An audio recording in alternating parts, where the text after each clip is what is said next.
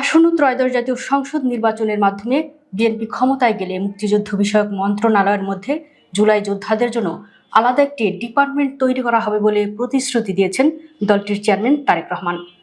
রোববার রাজধানীর কৃষিবিদ ইনস্টিটিউটে জুলাই আন্দোলনের শহীদ ও আহতদের পরিবারের সদস্যদের সঙ্গে এক মতবিনিময় সভায় এ প্রতিশ্রুতি দেন তিনি। বিএনপি চেয়ারম্যান বলেন, জুলাই যোদ্ধাদের পরিবারের কল্যাণে ও তাদের দেখভাল করার জন্য আলাদা ডিপার্টমেন্ট তৈরি করা হবে ইনশাআল্লাহ। বাংলাদেশের মানুষের সমর্থনে বাংলাদেশ জাতীয়তাবাদী দল আগামী দিনে সরকার গঠনে সক্ষম হবে। শহীদ পরিবার যারা আছেন, জুলাই যোদ্ধা যারা আছেন, তাদের কষ্টগুলো যাতে আমরা কিছুটা হলেও সমাধান করতে পারি।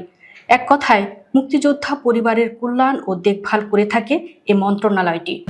আমরা সিদ্ধান্ত নিয়েছি ইনশাআল্লাহ বাংলাদেশের মানুষের সমর্থনে বাংলাদেশ জাতীয়তাবাদী দল আগামী দিনে সরকার গঠনের সক্ষম হলে 2024-এর জুলাইয়ে শহীদ পরিবার ও আহত যারা আছেন তাদের দেখভাল ও কল্যাণের জন্য কাজ করবে।